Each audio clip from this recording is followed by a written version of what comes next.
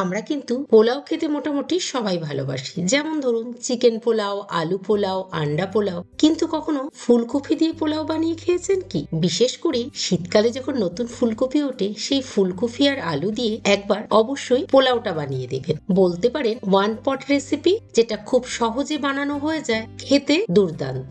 একঘেয়ে পোলাও বানানোর যে রেসিপি, সেটা বাদ দিয়ে আজ এক নতুন পদ্ধতিতে আপনাদের সাথে এই পোলাও বানানোর রেসিপিটা শেয়ার করব। পোলাও বানানোর জন্য এখানে আমি বাসমতি রাইস নিয়ে নিয়েছি 250 গ্রাম, মানে 1 কাপ। চালটা কিন্তু প্রথমে জল পাল্টে পাল্টে 2 থেকে 3 বার ভালো করে ধুয়ে নিতে হবে। ধোয়ার সময় বেশি চাপাচাপি করবেন না, হালকা হাতে ধুয়ে জলের মধ্যে ভিজিয়ে রাখতে হবে আধ ঘন্টা।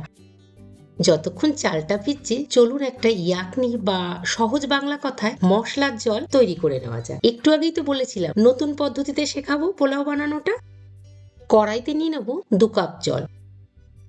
জলটা যখন বেশি উষ্ণ গরম হয়ে যাবে, তখন তার মধ্যে দিয়ে দেবো 10-12 কোয়া রসুন, কিছু আদা কুচি, 1 চামচ গোটা জিরে, 1 চামচ গোটা ধনে, 1 চামচ গোটা মৌরি। তার সাথে দিয়ে দেবো ধনে পাতার ডান্ডি। ধনে পাতার পাতাগুলো আলাদা করে ডান্ডিগুলোই ব্যবহার করবেন। আমার কাছে ছিল কিছু পুদিনা পাতা, সেগুলোও ব্যবহার করেছি। আর কয়েক টুকরো পেঁয়াজ। একটা প্লেটের মধ্যে কিছু গোটা গরম মশলা নিয়েছি, চলুন দেখিয়ে দিই। একটা দারচিনির টুকরো, কিছুটা জাবিত্রী, এলাচ, একটা ছোট স্টার অ্যানিশ, অল্প কয়েকটা লবঙ্গ, একটা বড় এলাচ, আর কিছু গোলমরিচ দানা। গোটা গরম মশলাগুলো জলের মধ্যে কিন্তু দিয়ে দিতে হবে। এর সাথে দিয়ে দিতে হবে কিন্তু পরিমাণ মতন 1 চামচ নুন। এবার এই জলটাকে হালকা আঁচে মিনিট 10 ফুটতে দিতে হবে। ততক্ষণ ফুটতে দিতে হবে যতক্ষণ না জলটা খানিকটা শুকিয়ে আসছে। জলটা যখন শুকিয়ে আসবে, তখন অটোমেটিক মশলার সমস্ত এক্সট্রাক্ট বা নির্যাসটা কিন্তু জলের মধ্যে মোটামুটি চলে আসবে, মানে সব ফ্লেভার গুলোই জলের মধ্যে আমরা পেয়ে যাব। আর একটা মশলার জল বা ইয়াকনি রেডি হয়ে যাবে। গ্যাসের আঁচ বন্ধ করে দিয়ে মশলার জলটাকে ভালো করে ছেঁকে নিতে হবে, তাহলেই কিন্তু আমাদের ইয়াকনি রেডি হয়ে গেল। এবার এটাকে আলাদা করে সাইডে রেখে দেবো। এই মশলার জল বা ইয়াকনির জন্যই কিন্তু এই পোলাও টেস্টটা একদম আলাদা হয়, তাই অবশ্যই এটা কিন্তু একবার ট্রাই করবে। এবার চলুন বেরেস্তা তৈরি করে নেওয়া যাক। 2 বড় সাইজের পেঁয়াজ আগের থেকেই কেটে রেখেছিলাম, পাতলা স্লাইস করে কেটে হাত দিয়ে ভালো করে ছাড়িয়ে নিতে হবে। এবার বেশ খানিকটা তেল গরম হয়ে গেলে গরম তেলের মধ্যে কেটে রাখা পেঁয়াজগুলোকে দিয়ে দিতে হবে। পেঁয়াজটা ততক্ষণ ভাজতে হবে যতক্ষণ না হালকা গোল্ডেন ব্রাউন কালার আসছে।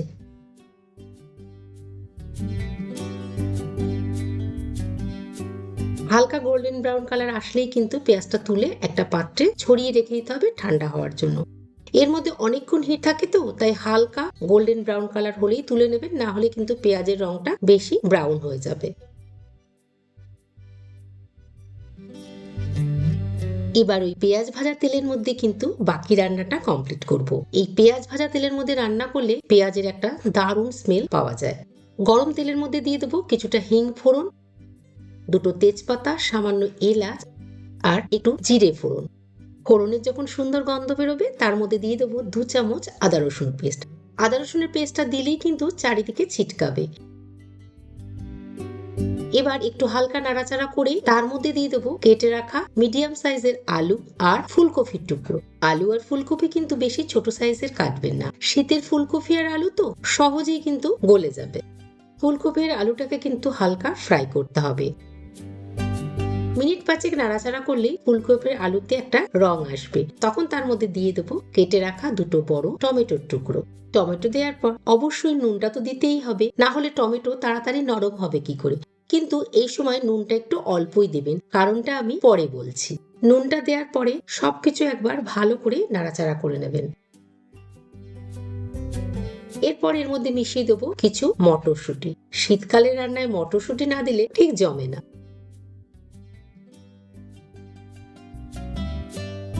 মিনিট 5 আরো নাড়াচাড়া করলে দেখবেন টমেটোর থেকে স্কিনটা আলাদা হচ্ছে, মানে টমেটো খুব ভালো করে সেদ্ধ হয়ে গেছে। এই সময় উপর থেকে ছড়িয়ে দেবেন কিছু বেরেস্তা কুচি, যেটা আগে তৈরি করে রেখেছিলাম। তাহলে কিন্তু একটা হালকা মশলার পরত তৈরি হয়ে গেল। টমেটো দেয়া হলো, পেঁয়াজও দেয়া হয়ে গেল। এবার এর মধ্যে মিশিয়ে দেবো ইয়াকনি বা মশলার জলটা, যেটা আগের থেকে তৈরি করে রেখেছিলাম। এখানে আমি 2 কাপ মশলার জল ব্যবহার করেছি। 1 কাপ চালের জন্য এই 2 কাপ জলটা কিন্তু একদম পারফেক্ট মাপ। দিয়ে দেবো ভিজিয়ে রাখা বাসমতি চালটা জল ঝরিয়ে। সবকিছু একবার ভালো করে নাড়াচাড়া করে একটা ঢাকনা দিয়ে ঢেকে হাই ফ্লেমে 5 মিনিট ফুটতে দেব। এই পর্যায়টা কিন্তু খুব জরুরি, অবশ্যই কিন্তু এটা খুব ভালো করে করবেন, তাহলেই দেখবেন আপনার পোলাও কিন্তু একদম ঝরঝরে হচ্ছে। 5 মিনিট হাই ফ্লেমে ফুটিয়ে নেওয়ার পরে ঢাকনাটা তুলে আমি দেখিয়ে দিচ্ছি। দেখুন চালগুলো কিন্তু বেশ অনেকটাই লম্বা হয়ে গেছে, আর সাইড থেকেও জল অনেকটা কমে গেছে, কিন্তু কিছুটা হালকা জল থেকে গেছে। এবার উপর থেকে কিছু ধনেপাতা কুচি, কয়েকটা কাঁচা লঙ্কা দিয়ে দেবেন, সামান্য চিনি, আর বাকি যে বেরেস্তা আছে সেগুলো ছড়িয়ে দেব। উপর থেকে 2 থেকে 3 চামচ মেল্টেড ঘি ছড়িয়ে দেবেন।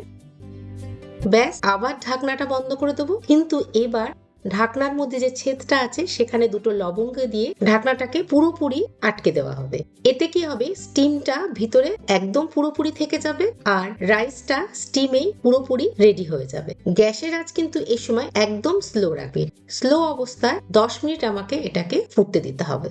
আশা করছি পার্ট বাই পার্ট আমি আপনাদের পুরো প্রসেসটা খুব ভালো করে বোঝাতে পেরেছি। 10 মিনিট বাদে ঢাকনাটা খুলে আমি দেখিয়ে দিচ্ছি। দেখুন রাইসটা একদম ঝরঝরে তৈরি হয়েছে, আর সাইডে কিন্তু কোনো রকম আর জল একটুও বেঁচে নেই। একদম ঝরঝরে পোলাও আমাদের কিন্তু রেডি হয়ে গেছে। এই ফুলকপি আলুর পোলাও এত সুস্বাদু হয় খেতে, এর সাথে সাইড ডিশের কোনো প্রয়োজনই হয় না। 1 পট মিল হিসাবে খুব ঝটপট দারুণ একটা রেসিপি। ফুলকপির পোলাওটা আমি প্লেটে সার্ভ করছি। দেখুন প্রত্যেকটা রাইস কিন্তু আলাদা, একটার সাথে আর একটা একদমই জড়িয়ে নেই। তাহলে আশা করছি এই রেসিপিটা এবার শীতে কিন্তু একবার অবশ্যই ট্রাই করবেন। এই পোলাওতে মশলার ব্যবহার একদমই কম, আর বানানোর প্রক্রিয়া বা সময় কোনটাই কিন্তু খুব একটা ঝঞ্ঝাটের না। এই ফুলকপি আলুর পোলাওতে ইয়াকনি বা জলের পরিমাণটা কিন্তু একদম পারফেক্ট ছিল, যার জন্য রাইসটাও একদম ঝরঝরে হয়েছে, আর ফুলকপি আলুটাও একদম দারুণ সিদ্ধ হয়েছে, একটুও ভেঙে যায়নি। যদি রেসিপিটা ভালো লাগে কমেন্ট করে অবশ্যই আমাকে জানাবেন। আবার চলে আসবো আপনাদের জন্য নতুন কোনো রেসিপি নিয়ে। খুব ভালো থাকবেন, সুস্থ থাকবেন, আনন্দে থাকবেন। আমি সামান্য একটু টক দইয়ের সাথে এটা টেস্ট করছি। আপনি ইচ্ছা করলে যে কোনো সাইড ডিশ, পনির, আলুর দম, চিকেন তার সাথেও টেস্ট করতে পারেন।